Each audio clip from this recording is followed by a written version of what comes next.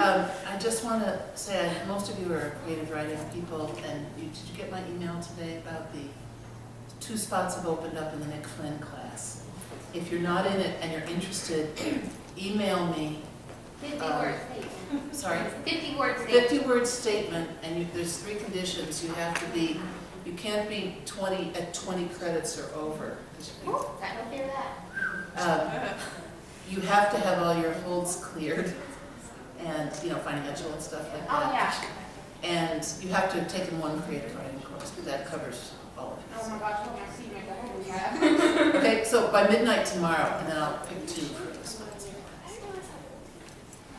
So thank you all for having us, and thanks to Martha, who nicely volunteered to record the event for posterity. So my project that I've been working on for a long time is a book-length collection of memoir essays, all focused to one degree or another on a little place in Wisconsin where I used to go for my summers when I was a kid. And I'm just going to give you a bit of background, and then I'll read this very short excerpt from the project. So this was a little cottage built in the 1920s on a place called Rest Lake, and it did not belong to my family, but it belonged to close family friends. And when my father's parents both died within 6 weeks of each other in 1941, right before the war, of completely unrelated causes. My father and his sister Ellen, my father's name was Warren, were very shocked by this because it wasn't at all expected. Warren eventually went off to join the Navy, and Ellen went to live with a family called the Bowers.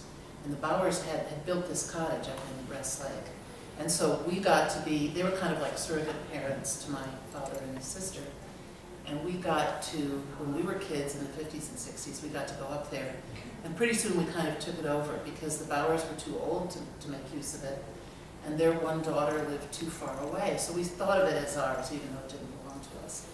And it was a simple little cottage that had just been kind of thrown up quickly and had very, it was, the whole cottage was probably about as big as 2 times this room. It was really, really small. And it was on a lake, and a beautiful place, still a beautiful place. Today it's a town park. So I'm really glad that no rich people live there. But in 1966, it turned out it was on land that was owned by the state and leased.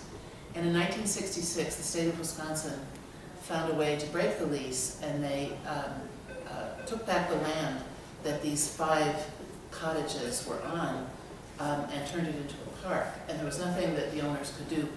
They would have moved our cottages, but the cottages were not movable. They were too flimsy. And so from 1966 on, the place was gone.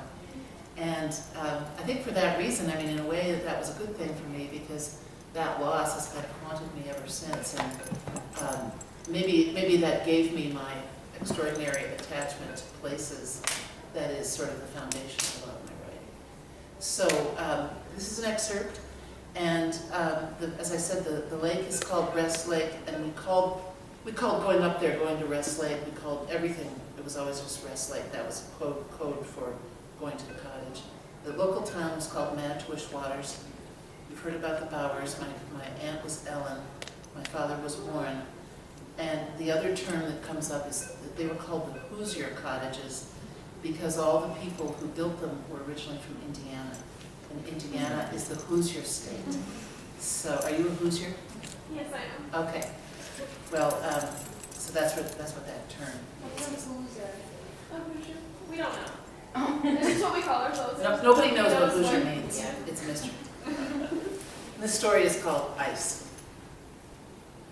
I'm sitting on the back seat of a car, my legs not long enough to bend downwards, next to a huge block of ice. The frosted, shiny surface catches the light. I know what an ice cube is, but this is an ice world by comparison. As big as I am, a neatly cut crystalline shape, filling the space where a human should be. I want, in the worst way, to lean over and lick it, and I do.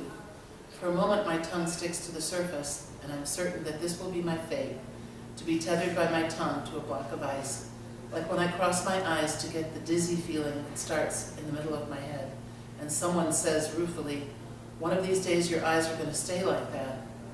I finally manage to pull away, but the tip of my tongue stings all day, and for a moment there's a pink spot on the ice. When we arrive at the cottage, my father uses big tongs to lift the block of ice out of the car. I never see it again. Many years later, as a Stanford freshman, I surprised my hip college friends from California by using the word icebox instead of refrigerator or fridge. As the rare Midwesterner among them, I have a reputation for being kind of quaint anyway. Upon arrival in Palo Alto, I don't know who Janis Joplin is or what the word fellatio means. When a guy named Dean told me he was from Pasadena, I asked him where it was, to peals of laughter from the crowd standing around us. Over the next year, my new friends took great delight in further exposing my ignorance and then teaching me the ways of the world.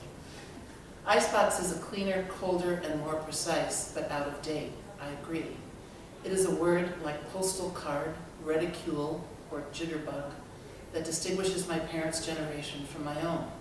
People who grew up in the first half of the 20th century from those who grew up in the second. I was born in 1950, so I have a special claim to the second half. But because of Rest Lake, a small part of me has always lived in another, older world.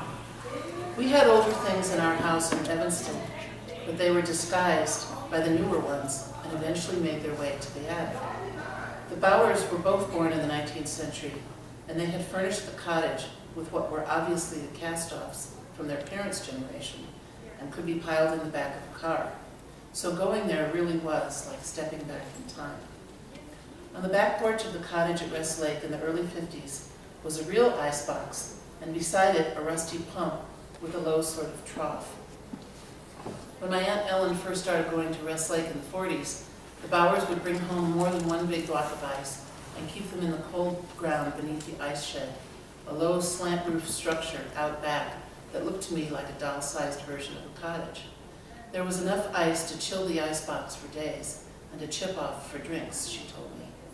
And when I first started going up there, the icebox and the pump were in use, though because there was a sink with running water in the tiny kitchen, the pump was saved for rough jobs like rinsing mud off shoes or filling the bucket with water to mop the plaid linoleum floor.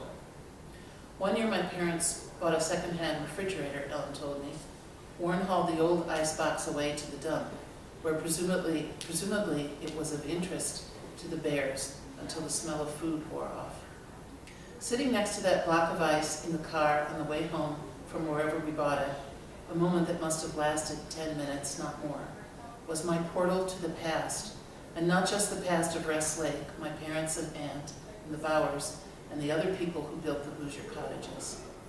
The car we brought the ice home in might have been a buggy behind a horse, and I might have been Laura Ingalls Wilder, or Joe March, or the young Abe Lincoln, or any of those children from the seemingly idyllic past portrayed in the orange-covered biographies with silhouette illustrations I read, one after another, who did things like carry their lunch to school in a pail, or fetch ice from sawed holes in the frozen pond to make their own ice cream. When I picked blueberries along the roadside, when we caught enough fish to make a dinner, even when we walked or rowed the old boat to town on an errand instead of going by car, I thought I was an explorer, a settler, a pioneer, someone with a real connection to the land and to the work that made life authentic. I longed to call my parents Pa and Ma and hold a barn raising that would end in a square dance. I'd turn walks to the mailbox or to town less than half a mile away, into cross-country adventures with blizzards and encounters with friendly Indians. And for some minutes every summer, I'd try wearing the old straw bonnet with the blue calico ties we found on a shelf in the bedroom. One time, I even made chocolate chip cookies from scratch without a recipe, just to prove I could. Between the house and the tool house, there was a stump with an old wagon wheel leaning up against it. Perhaps the wheel had been purchased or collected as a decorative item. Lots of cabins up here had old tiny touches like lanterns, harnesses, or snowshoes, hung about for atmosphere. I preferred to think of that wheel as another link to the pioneer past of the North Woods and gave it a starring role in my childhood fantasy. The cottage had electricity and a gas oven, but both were temperamental and likely to fail. I loved the nights when, because of a storm, we'd have to bring out the Coleman lanterns we kept for such emergencies, or put on our pajamas and read by candlelight. Of course, even then, the year-round residents of Manitowish Waters must have lived modern lives with schools and doctor's appointments and televisions and electric can openers.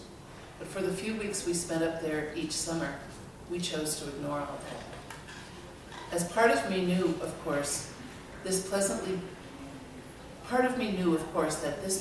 blurred vision of the past would actually have been filled with inconveniences and likely much worse. And I sensed, though often chose to ignore, the restrictions and the prejudices, the whalebone corsets and the mountains of needlepoint that, as a girl with ambition, I would have had to contend with in the olden days. The olden days of my imagination resembled not so much a documentary scrapbook of sepia-toned stills, but an episode of Dr. Quinn, Medicine Woman, where modern ideas played out against the quaint backdrop of a Wild West town. Jodhpurs replaced hoop skirts. White, blacks, and Indians danced at the square dance, where women could become doctors and get the hunky guy with the flowing hair. Unless the situation was desperate, though, my fantasy of living in an older, simpler time, with pretty shawls and quill pens dipped in ink, didn't include using 2 outhouses on the edge of the woods out the back of the cottage on the lake. Both were still functional, but they were smelly, cold, dark, and full of spiders. And when you were sitting there, alone and vulnerable, sometimes you heard unaccountable noises in the woods.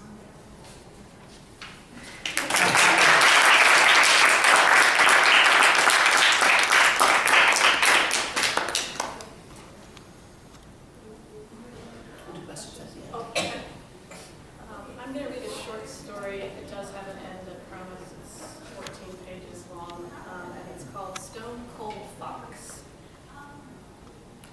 She will never tell you this, but in 1976, she left Florida to follow a man, a congressman, a young man, his own man, a man with a plan to challenge the man in D.C., a man on a mission to save his home state from a whole corps of influential men. The sugar cane man, the cattle man, the army engineer man, the citrus man, the mouse man, the developer man, the recently retired man who looked in his backyard and saw nothing but a swamp to drain. What's a smart girl from the 22nd District of Florida with no father, no connections, and teeny tiny boobs to do if she doesn't want to tend her mother's fate for a living? This girl types. She does mail. She says, "Good morning," or "Good afternoon," even "Good evening. Our man for Congress, how may I help you?" She's good on the phone. She makes a connection with everyone who calls. Her skills do not escape our ever-observant man. After he's narrowly elected, he offers her a deal. Move to D.C. for good. He'll pay for a capital city college education. Books, tuition, room and board. His room if she's ever bored. Winkety wink. He's kidding, of course. He's kidding. All she has to do is study up, offer him her brains, her loyalty, assist him in the good fight. She says yes. Of course she says yes. Tells him she shares his passion for the watershed, the waterfowl, the water beetle, the water weed, the water table, the water moccasin, the water whatever. The truth is, she says yes because man, oh man, he is a stone-cold fox. It sounds silly now, but that's what they called a man in the 70s if he was 6'3" and weighed 225 muscle pounds, had a Romeo tan, and black feathered hair that parted in the middle as if Moses, the prophet man himself, had separated each strand. She can't believe her luck.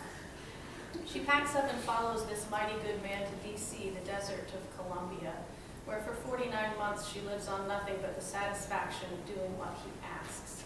She gets into the best university, maintains the highest GPA, absorbs everything she can about the environment and the law.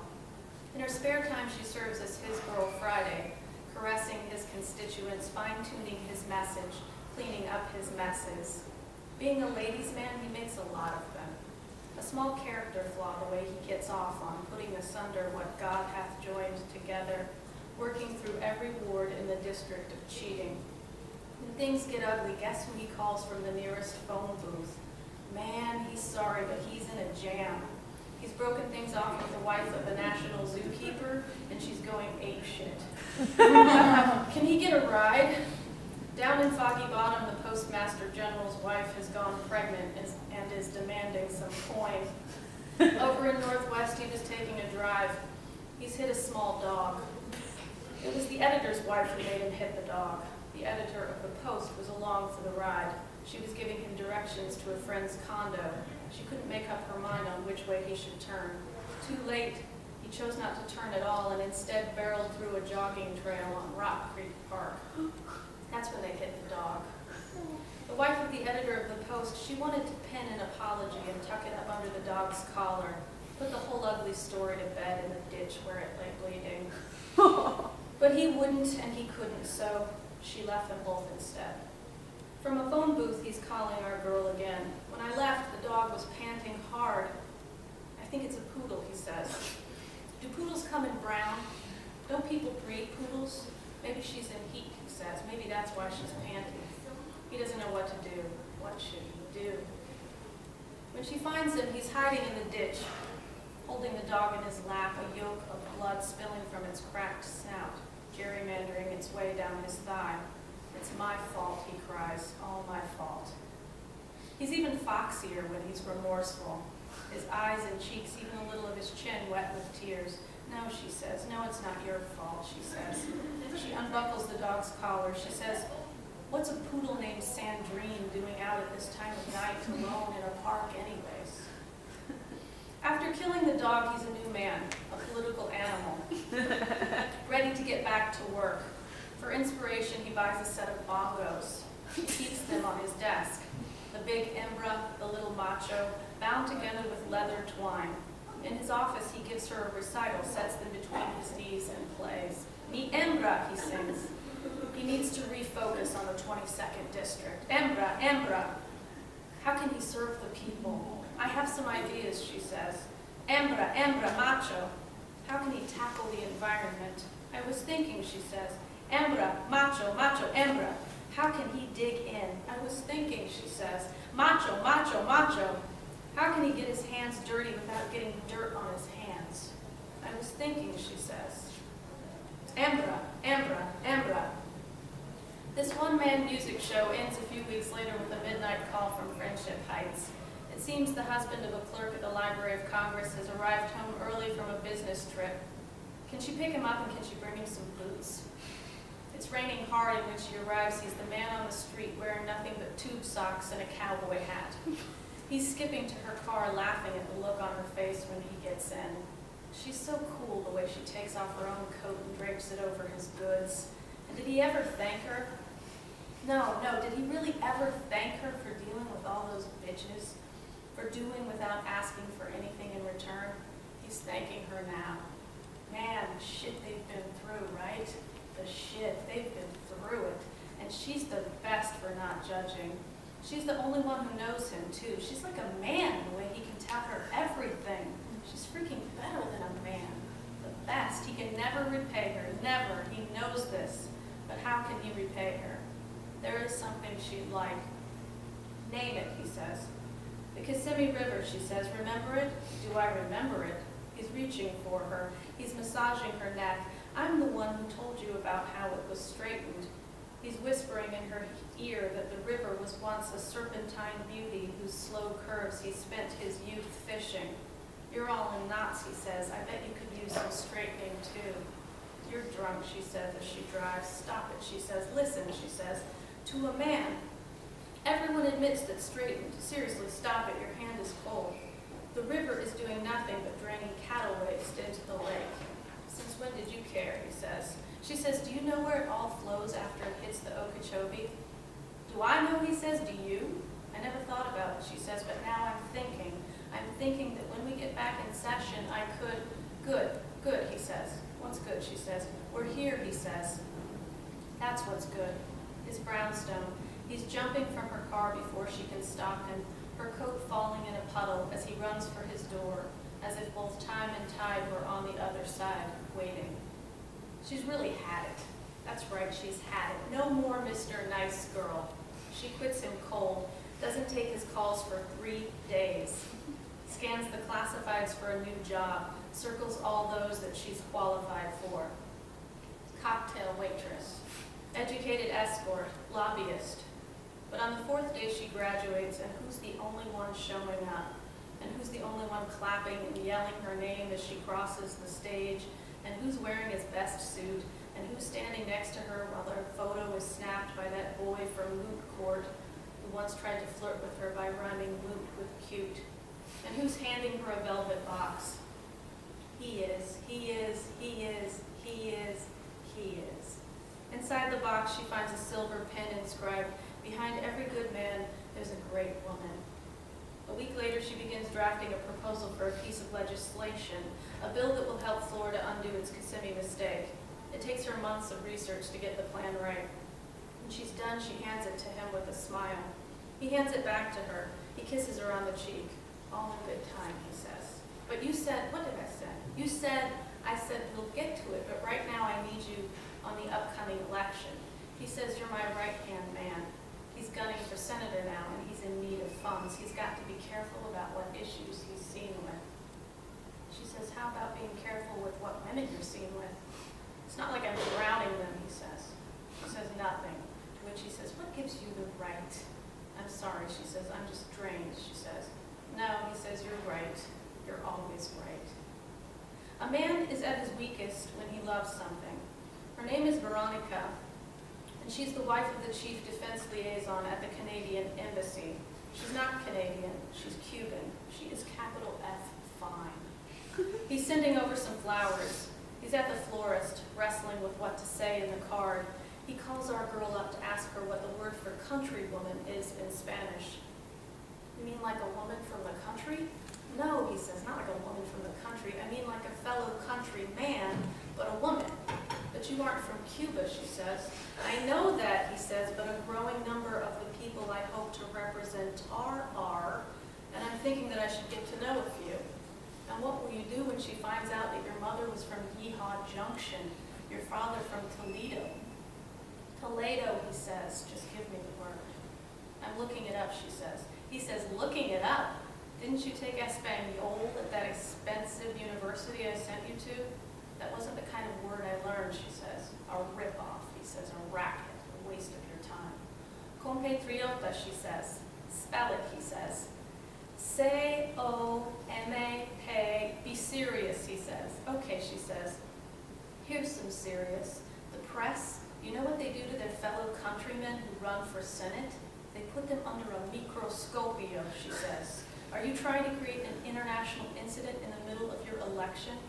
"Please," he says. "It's only Canada." She says nothing. He says, "Just give me a few weeks, then I'll let her go." It's the Thursday of the 5th week of a few weeks. Our girl Friday is waiting in her car across the street from the incomparable compatriota's house. He hasn't asked her to be there, doesn't even know she is there, but our girl wants to be ready if he needs a ride. She's brought a book along, The River of Grass, to kill time. There's a lot of it to slaughter. He's been in there all morning and most of the afternoon.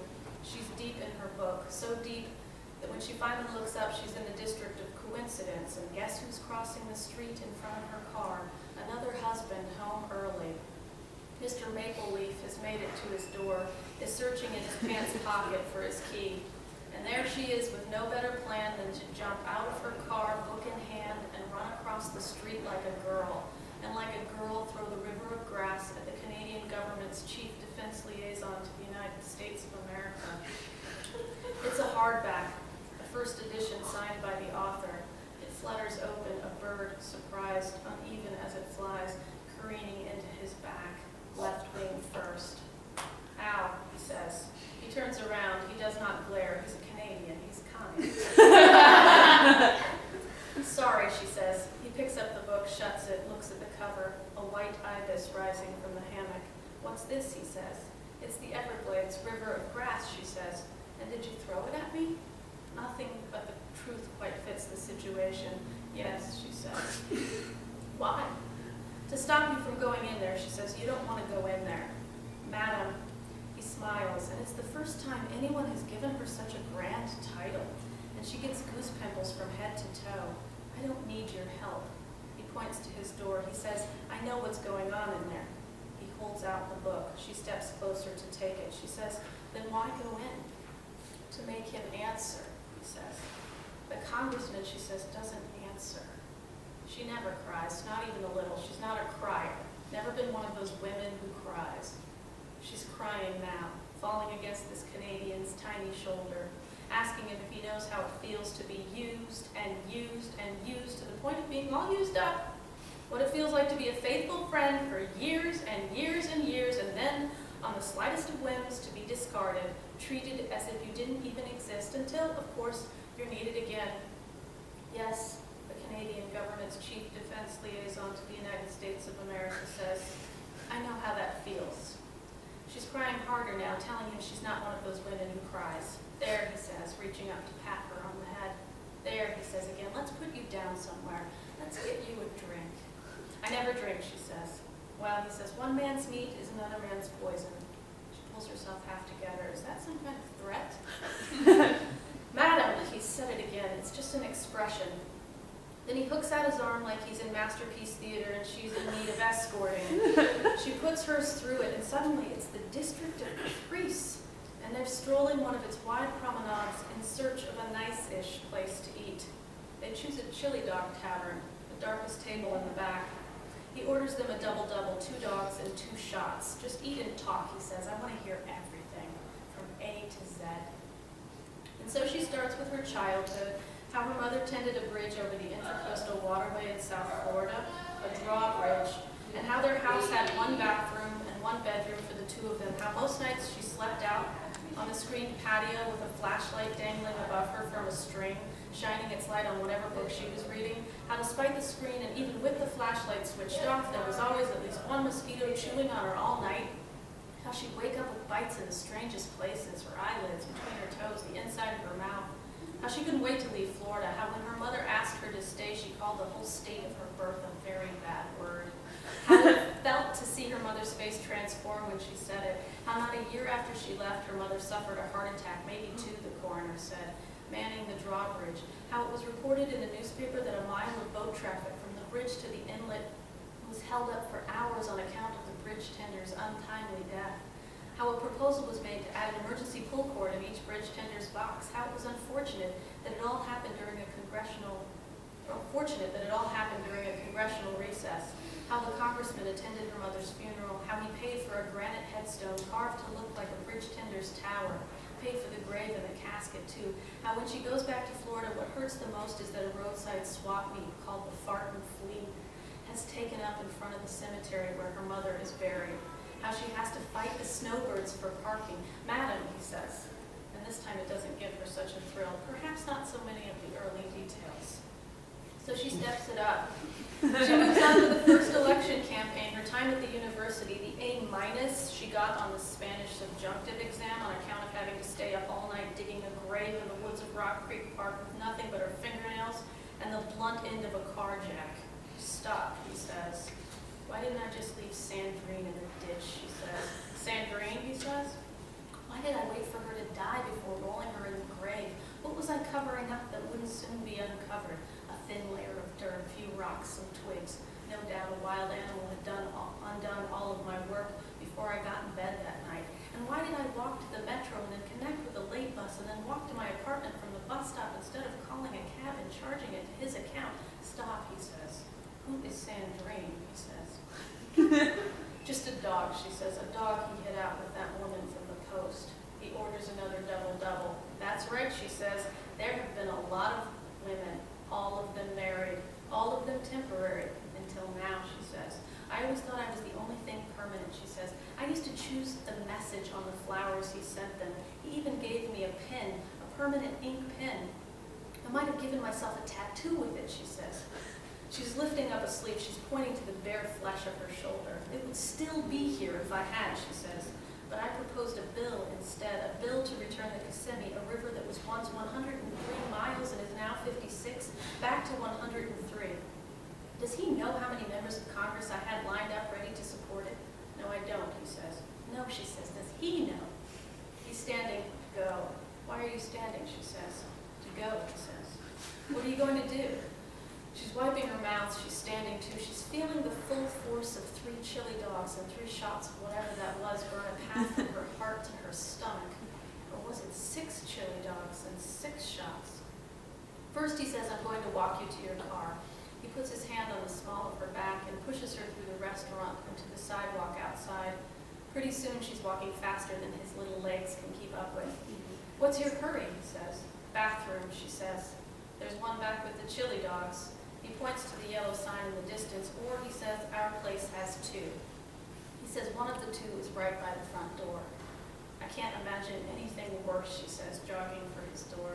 Live a little longer, he says. He's running after her. He's pulling out his key to unlock the door. She's pinching her stomach.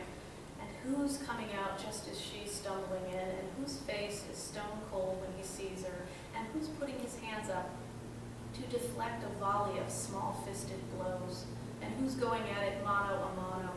He is, his is, he is, they are. And oh, how she'd love to stay and watch them act out man's inhumanity to man right there in the tightest foyer in all of D.C.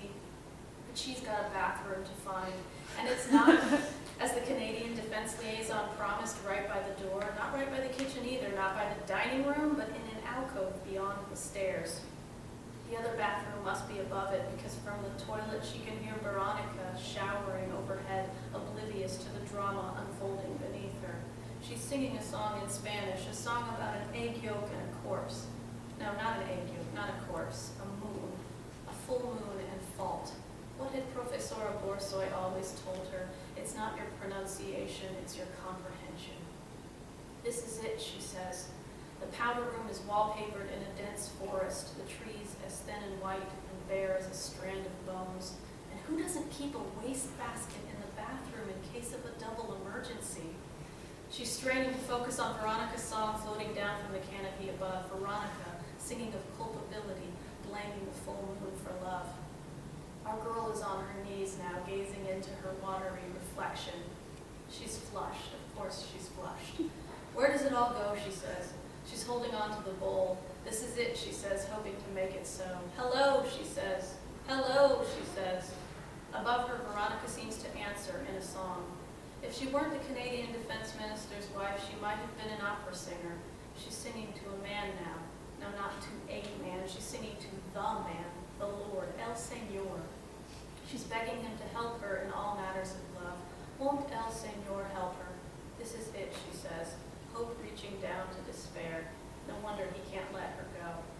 It's all over. In the bathroom and down in the hall and up in the shower, it's all over.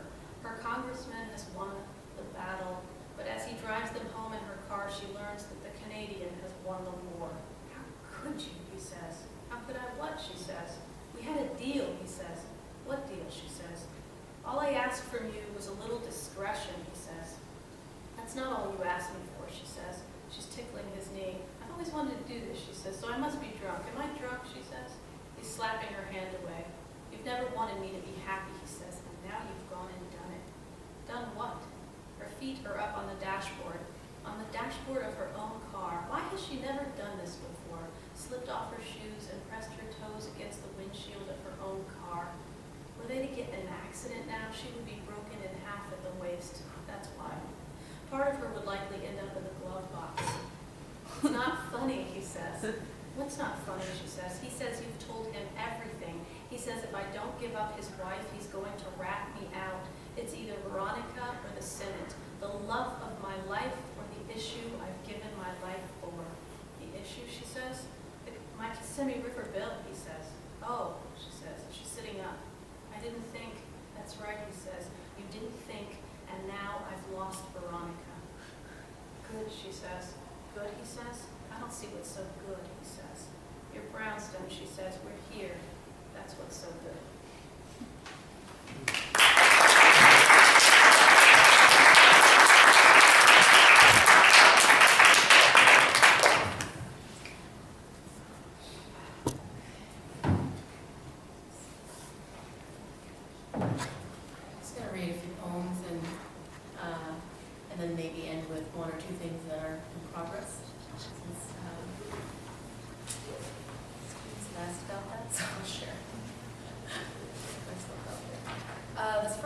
is, I noticed in hindsight that I tend to be drawn to writing about, in my mind, what I would call unsung heroes, or marginalized figures, whether they're fictional or actual historical figures. So these two first poems are kind of in that vein. This first poem is based on, we're inspired by Mary Mallon, who was the first woman diagnosed with typhoid. And the little I know about her, I know that she was a cook, and that was one of the ways I think she helped spread typhoid. And I don't know much, about her personality, but I was thinking, oh, that sucks. One, and two, I felt a little empathetic because I was thinking, God, what would that have been like? So,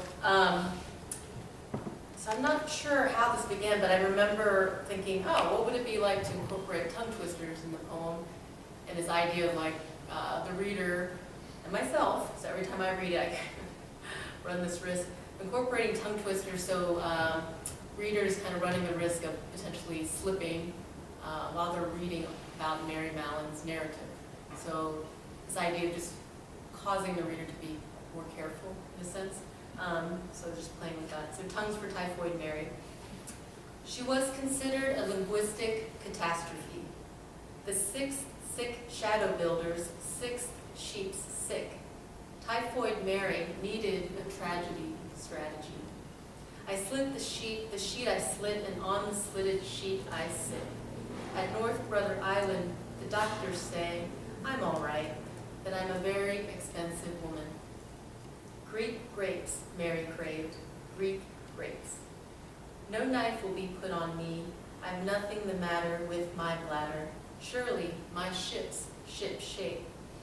The department first said it was her body's foul platter, good blood, bad blood, black bug's blood. Her intestines, her bowels, then her gallbladder. She wished to sharpen her knives again for food. Eyeing her Irish wristwatch, she winced since no selfish shellfish could ease her mood. So they served her mixed biscuits, freshly fried flying fish, shredded Swiss at 6-ish, truly, rurally. Whew, okay, that's my exercise for the day. This one's titled The Good Girl Montage, and it was sparked by an performance artist video that I had seen years ago, where the artist is, at some point she starts to weep in the video, and I just remember thinking, at that point I started to question, like, wait, am I watching a performance? Or is it taking on a documentary aspect, or kind of blurring the two? And so I just kept thinking about it, and thinking about the good girl, and thinking, a character you don't really see as the heroine many times, and just kind of how to make it an anticlimactic kind of poem in a way. The Good Girl Montage. The good girl fights a medium-sized meteor, makes a mess, and dies in battle. The good girl picks it back up and refries it. She duct tapes the swivel of a politician, calls the act mercy. She crowns herself queen of glow-in-the-dark, hope of whoop-de-doo, and prisoner of overkill. Mornings, she videotapes herself weeping. The good girl confuses wasps for trees, confuses standing bodies for bees. During her nightly routine, she counts new dents in her mouth brace. She believes in her least favorite person and their dog and its biscuit. To prevent winter, she unscrews the bottoms of snow globes. Instead of spitting on sidewalks, the good girl mends a mouth full of darns. The good girl talks a lot of talks. She swears the bleeding is natural. The good girl watches the snow redden and washes out her knickers. Her safety pin body she pulls and pulls like reins. This last one is, I wrote a bunch of epistolary poems, and again, visual art tends to be a constant source of inspiration, and this was the case with this poem, where someone, back when I was in my MFA days, painter wanted to collaborate with some poets. I'd never met the painter, but the person who's organizing this said, hey, why don't you volunteer and write some poems? And she told me like 2 sentences about this painter's work. I wrote maybe two epistolary poems, and for whatever reason, I just became obsessed and wrote a slew of them. Some of them, they feel like persona poems, and some feel more, closer to my own experience. So this one, they all have partial blanks in the addressing the dresser spots, and they're partial blanks, so it invites the reader and the audience to participate. So I'm going to ask y'all to participate. The blank is dear blank est, E-S-T. So any word that ends in E-S-T, I want to invite you to Slowest. when the time comes to participate. That's what I love about Agnes Scott. See, this is the risk of reading this readings. Like sometimes it goes really well, and other times it's like crickets. So one funny aside about this poem is one of the things that sparked it. My sister was in the process of organizing her wedding, and she wanted my help. And she was trying to narrow down between two sites, the Botanical Gardens in North Florida, which is very close to Kissimmee, River, and then typical reception hall. And the Botanical Gardens in North Florida, as you can imagine, was really beautiful. However, there were little signs all over the place that said, "Oh, be careful, beware of alligators." And I thought, And I was imagining my sister's, and she was having a huge wedding, all 3 generations of people, some including elderly Korean folks who don't read English. And I was imagining really bad things. I thought this could be a disaster. So she wanted me to come with her to the Botanical Gardens and meet the wedding organizer person. And I thought, I'm going to ask all these questions about safety. I want to know what safety precautions are.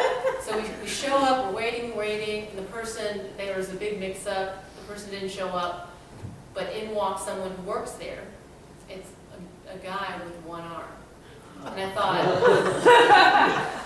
really, I couldn't believe my luck. And I just thought, okay, I'm not going to ask the questions about the alligator now, but that's weird. So I Googled him later, and he actually lost his arm at that Botanical Gardens. Yes, to an alligator. I read about it. There's an article. And I've told this story, and I even said this again to my husband the other night. I said, how weird that he's still there? And then my husband said, well, the employment opportunities probably went down after his arm, And He's probably hoping to get it back one day. He'd been there for many years, and I thought, oh my God, I can't ask him about precautious route. Anyway, just all this to say, you just never know where a poem will begin. This poem has nothing to do with that man.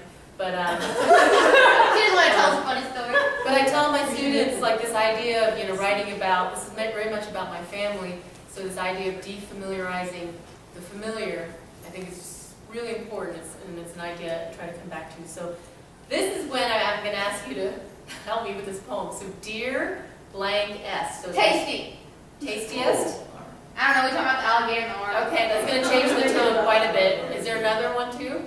Tallest and tastiest. Okay, that's going to really change the tone. Okay, dear tastiest or tallest, I sleep between fits of awake. When luck outruns the running out, call me the horrible habit. It's not our fault, I scream. At 4 years old, wearing my mother's clogs, my sister balances a tray. On it, a cup of lemonade. She steps like a small elephant clambering over burning tires. Glass carpeting the floor connotes the fallen church, welts my throat for forgiveness. What matters me the least. My sister's pawing hands hand our bedridden father his antidote, and next thing I know, we're smiling vulgarly. These the days when I mistook daffodils for tulips, and tulips for one-armed men in gardens, their missing arms, the evidence of my betrayal. So it ends with the same suffix. So yours, if there's another word that ends in EST, would you like to contribute? Yours, smallest. Okay, thank you so much. So yeah, and then if there's time, I was just going to read. Just 2 things that are in progress. One is feels like something like an essay, and I was just going to read some excerpts from it, and then end on a poem. So yeah, I think the only thing you need to know is this poem is very much inspired by a particular photographer, Dwayne Michaels, and you'll hear a a caption, I guess, that's part of the photograph of his, and that really sparked this essay. And I think that might be, I'm trying to think. And then this idea of kind of stranding other people's stories together, whether it's people I know, stories I've heard on the radio, that all comes into play. So it's all kind of collaged together. So echolalia, the photographs are my proof, after Dwayne Michaels. In the key of B minor, the radio broadcast. She, along with her friends, were hit by lightning while mountain climbing. Nail holes, aka tiny mouths, seemed to expand and contract. A low ceiling of clouds gives way to drizzle. Look for yourself. 4 years ago, 3 hours ago, 16 minutes ago, 9 seconds ago. Ask yourself aloud, hello, how are you doing today? Before he stops by to pick up his mail and gives E a hug, get in the habit of spritzing and spritzing and spritzing the plants. Ask the orchid, please stay alive. Ask yourself, how are you doing, E? You head to the basement where the worm bin was stored since winter. More fruit peels, more coffee grounds, limp celery. Rifle through worm castings. Search more frantically past the avocado skins and eggshells and find nothing but dry worm shit. Determined to get to the top and back down before the clouds closed in, they had less time than they had imagined. Say aloud, don't worry, they're there. By the end of the night, you will land on a wrist and collapse an arm the wrong way. Frustrated by obsessions, both eschatological and scatological, you will blame that no-good nightfall less than 2 hours away. Your fingernails will blacken for weeks, as if the cuff of your sleeve had been on fire. As the clouds approached, we unclipped metal from our clothes and stood apart from one another. Atop of the worm castings, add the tops of strawberries and refer to them as little scalps. Then a kind of rain inside the apartment. She describes the moment after being hit as hot oil in her veins, the smell. Your teacher explains the difference between shir su hada, to make a minor mistake, and shir pe hada, to fail. E will look for herself, saving what is questionably present, leaving small holes where the current entered and exited her body. From the Michaels photograph. This photograph is my proof. There was that afternoon when things were still good between us, and we were so happy. It did happen. You did love me. Look, see for yourself. Meanwhile, you offer coffee grounds to the house plants, which had been tended by Jay. Maybe this is the last time. He stops by to pick up his mail and gives you a hug, says he still loves you.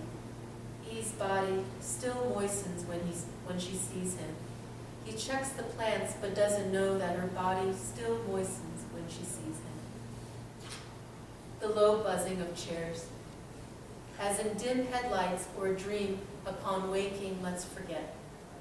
Kay, who once lived across the hall, recounts a story about the commune, about she and N, you and J, and 3 other friends, C, D, and H, in neighboring apartments.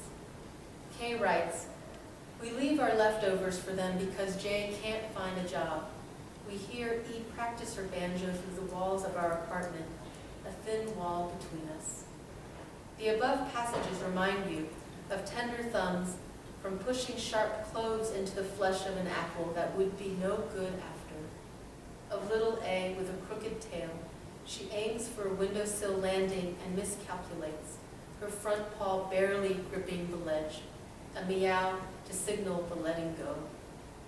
Of N, playing guitar until the chair beneath him collapses. The result? Glass panes, otherwise known as E's nostalgia, smeared with laughter. Of the last time E and J see each other, dinner of marinated eggplant with couscous made for her. Before leaving, he glances at the empty walls, belly rubs little A, takes the bad knife, the good spatula, the comfy reading chair. Afterwards, little A yowls at the door. See for yourself which way you were looking. I'm gonna skip ahead. This is the last section. A timeline of accidents and failures. A predictable ending to this piece of shit story that E's legs will buckle when she learns of the why behind the empty restaurant chairs. But first, everyone wondered if it was time to turn back.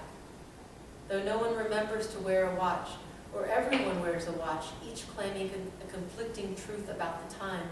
6:11, 6:02, 6:07, 6:09, 6:03. Along with the rest of the party, E and J wait in their chairs. Meanwhile, between 6:05 and 6:09, two lovers named F and G, heading north on Highway 101, are running behind. A low buzzing was building like a line of freight cars. 6:48, 6:39, 6:44, 6:46, 6:40. E's legs begin to fall asleep. It did happen.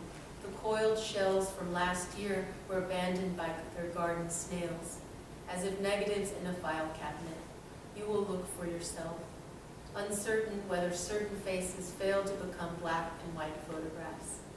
At last, the party orders and dines on succulent meat and orange peanut sauce, milkfish, pork adobo, eggplant, and coconut milk. The dinner rushes around E and J, two unused menus in the periphery. So I'm going to actually just stop there in that essay and then just finish with one poem.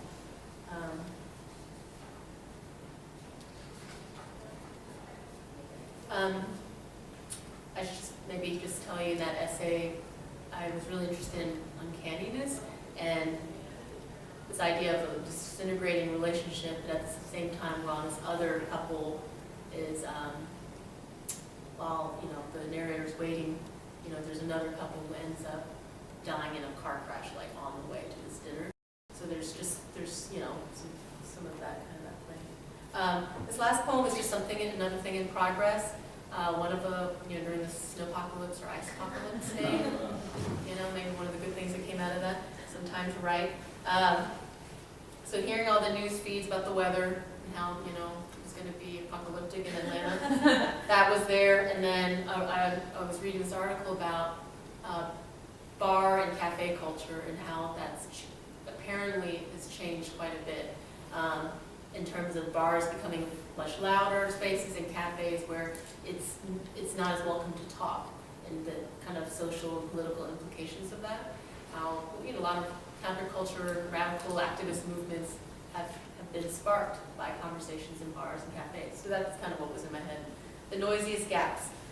Our bars are too loud, our cafes too quiet. Tomorrow, they say, the roads will turn to ice and ruin. No eating, no smoking, and soon, the comedian warns, libraries threaten no reading and no talking. Meanwhile, my white dress smeared by fried chicken and cake. I will stare at the grass, its slow performance. In other words, my birthday party arrival signaled by grease and sugar. This is when I will know I am real. I can hear the music before the needle hits the vinyl. Dance every step before you draw the diagram. No surprise, though, it tastes remotely like death. Decibels thickening the air as we drink till witching hour, when conversation turns slushy. Our nostalgia passed out after several rounds, pining for eras we have never lived through. Tomorrow, they say, an inch of ice will decimate the trees. Okay, thank you.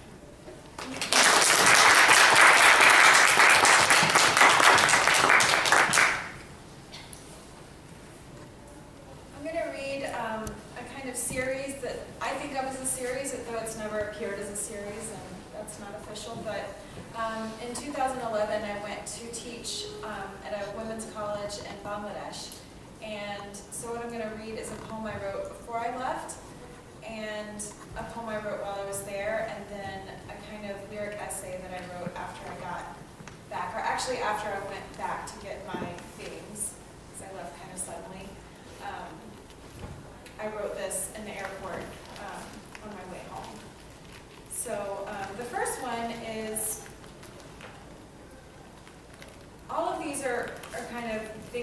are very different than most of my writing. The first one is called Ghazal for Atlanta. I knew I would be teaching a poetry class and a food and culture class in Bangladesh. And so I was preparing to teach the poetry class, and I was doing a lot of reading of Asian and Persian and Arabic poetry so that I could incorporate that, and not just have a bunch of British and American poetry when I was teaching students from all over South and Southeast Asia.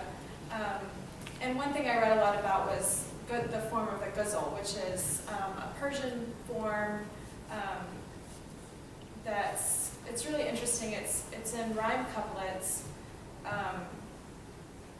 It's kind of thought to be like a necklace where each bead is kind of a different beautiful thing, but they're together on a necklace, but each couplet kind of takes its own variation on the theme. It doesn't have any kind of narrative or any kind of progression of ideas like a sonnet might. So I thought if I was going to assign my students to write a ghazal, I should try to write one myself, even though I don't normally write in form. So this is Ghazal for Atlanta, since I was also leaving Atlanta and I wrote one for my home city. There's no end to the conversation about what lacks in Atlanta. But Coretta Scott King became vegan and ate flax in Atlanta. Summer nightfall means nothing when nobody's around to take cover. In this city too busy to hate, who can relax in Atlanta? If I try to talk about what's in my heart, you'll see only my skin. So don't ask what I think about Sherman's long attacks on Atlanta. I've been around here most all my life, and I've had enough of best ofs. Instead, let's make our own Afghanistans and Iraqs in Atlanta. To be named and to be loved by a place isn't the very worst thing. It's not she who leaves, but those who stay, who turn their backs on Atlanta. So a week after I got to Bangladesh, my boss, who was a very well-respected academic from the US, was fired and expelled from the country, basically, or barred from re-entering the country, pretty unceremoniously. My new colleagues and I were just getting our bearings, just recovering from jet lag. We're pretty unsure as to our what our semesters would look like, if we would be deported and fired. So in came the founder of the school who'd ousted her and was this kind of Bangladeshi, but who was the kind of Harvard lawyer type, really smooth talking to try to kind of win us over. It didn't work. And the night that I met him, I wrote this poem. A bug had landed on me. I was in bed. A bug landed on me, and I killed it. And I said, as I killed it, I said, I don't want to be loved by you. That became the title of the poem. So I don't want to be loved by you. For a fifth time, I apply the same treatment. Not that it helps, but for all I know, it keeps the virus from catching, from blooming. Oh sure, it keeps me up nights. Like Marie Antoinette, you appear comically out of touch as you wreck the good lives of strangers. As if you can invite them to a rooftop barbecue when the building is aflame. We know smoke from haze, even if it's the same word in some deep language. Moreover, there are kinds of terrible. How can you bargain when nobody has correct change? I'm sorry, but this change is incorrect. Nobody wants your money here. This was already going to be the hardest thing, and then you showed up. The chicken here tastes hungry, a martyr without a cause. So I left pretty suddenly. I was very stressed out. My hair was falling out, and I'm not sure if that was from stress or from trace amounts of arsenic in the water. But in any case, the day that I was supposed to go home for Christmas break, I decided I wasn't coming back, so I left most of my stuff there. And then I went back, and it was great. I brought 2 parties in my suitcase and just saw students and colleagues and had a great week and gathered all my stuff and went home. and I wrote this on my way out. It's called "On Cattlefish and Halves of Water, a Post-Colonial Valentine." I wanted my skin back. What does it mean to be a foreigner in a country that's new even to itself? I reminded Claudio that it had been raining when we went to Fishery God.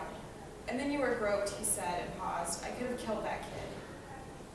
Then an expression of startling empathy toward the slight, frightened boy who sneaked his hand across my chest. He was wrong, but he was scared, and loud words had been enough. We both thought so. We were sad by the docks in the failing rain, so we walked to the cathedral. We chanced around the cemetery and noted the dates of early death of Portuguese missionaries. Claudio told me more facts. Some men speak of ideals and philosophy. Some men tell you that Immanuel Kant always jacked off in front of the same tree. We should all be so lucky. Most of us have to keep moving along. We have to keep finding fresh trees to come onto. At length, we found a person to let us inside the cathedral. What a person, the Monsignor. Gordon, as Claudio reminded me. He had us in for coffee, white toast, fried eggs, roti, and mixed vegetables. The Monsignor called the bishop, Bishop. We ate and talked, and the bishop righted us. I drank water poured from a pitcher. The bishop's clear voice and the way he looked frankly into the eyes of both of us, not just the male one of us, righted us. We toured the place.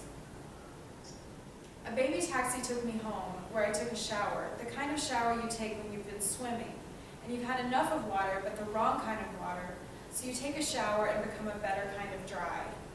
Not the right kind, but a kind that's better. We've all said more than enough about what irony isn't. In Bangladesh, what you call water depends on your faith. And if you were unused to certain aspirated consonants, the name of the capital city sounds almost exactly like money. Irony is the rickshawwala exposing his genitals at me in a vacant stretch of what had been my favorite shortcut alley, and waving his tongue as I teared to a run. The irony being, his body, like the bodies of his fellows, was already all I saw. It was my eyes that were exposed when he pulled his penis from beneath the knot of his lungi and pinched his face into a hard, mean laugh. My eyes, in which he was already just a thin muscle who wanted to take me for a ride in exchange for a little cash, had been exposed to him. He was telling me the only way I could see. Here, you voyeur, here. That's why I ran. Sometimes it was such a smooth and pleasing ride. Sometimes the seat was level, and below the traffic and the stairs and the grime, I could hear the wind, its garbled whisper, as the rickshaw bent easily around the traffic. And proudly, I would pay enough money for the man to buy an extra cup of rice, or to buy a fraction of whatever else he may want. I'm reminded of a more proper relation of two bodies. We were in high school, but it was deep June. His parents were at work, and I tested false positive for mono, so I drove to his house in the suburbs. Before, we'd had all our fun in parking lots. We both wore versions of a fragrance called Cool Water. He called me by a version of my name made to sound more like his, Ami. We made up things to do with our bodies. He thought I was peculiar. He said I was wise. I hated that. He said I made fun of his ears, but I never did. But they were so fun. So small.